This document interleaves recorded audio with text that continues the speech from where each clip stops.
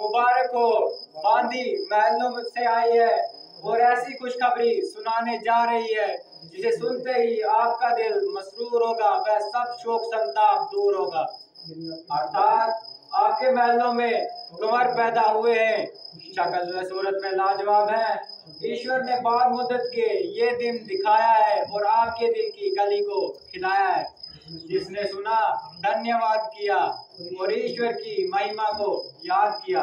महलों में चारों ओर से मुबारक की ध्वनि आ रही है, हर एक छोटी बड़ी खुशी से चहचहा रहा है।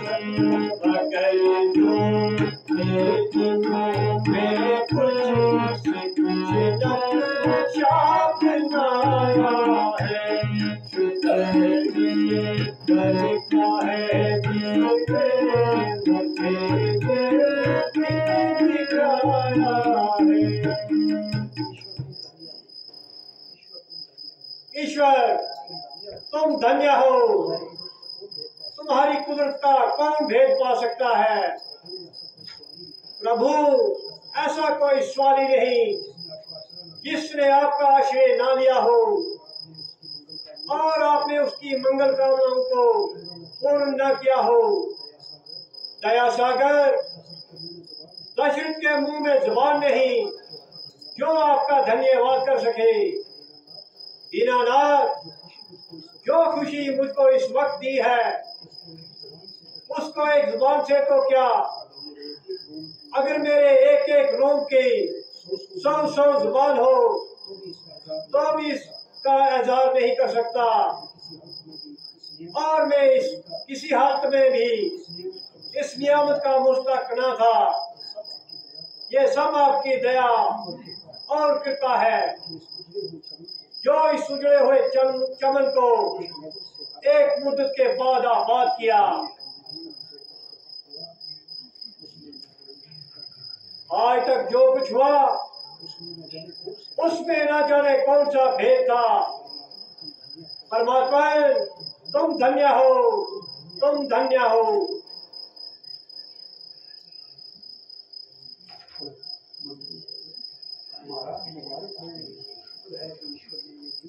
महाराज मुबारक हो, शुक्र है ईश्वर ने ये दिन दिखाया है।